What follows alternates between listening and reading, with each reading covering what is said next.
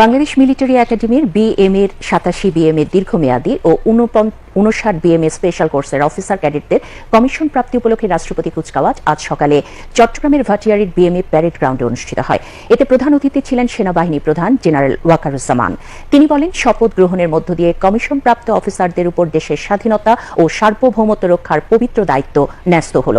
সেনাপ্রধান সেনাবাহিনীকে একটি প্রশিক্ষিত, সুশৃঙ্খল এবং আধুনিক সমরাস্ত্রে সজ্জিত বাহিনী হিসেবে গড়ে তোলার প্রত্যয় ব্যক্ত করেন। কুচকাওয়াজ অনুষ্ঠানের মাধ্যমে 87 বিএম এর দীর্ঘমেয়াদী কোর্সের সর্বমোট 213 জন অফিসার ক্যাডেট এবং 59 বিএম এর স্পেশাল কোর্সের 14 জন অফিসার ক্যাডেট ও 4 জন ট্রেনি অফিসার বাংলাদেশ সেনাবাহিনীতে কমিশন লাভ করেন। কমিশনপ্রাপ্ত মোট 231 জনের মধ্যে 24 জন নারী অফিসার রয়েছেন।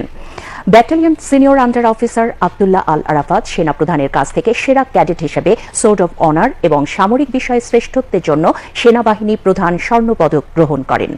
General officer commanding army training and doctrine command, general officer commanding 24 পদাতিক ডিভিশন ও এরিয়া কমান্ডার চট্টগ্রাম এরিয়া এবং বাংলাদেশ মিলিটারি একাডেমির কমান্ডেন্ট সহ দেশি বিদেশি উচ্চপদস্থ সামরিক ও বেসামরিক কর্মকর্তাবৃন্দ, সদ্য কমিশনপ্রাপ্ত অফিসারগণের অভিভাবকগণ এ সময় উপস্থিত ছিলেন।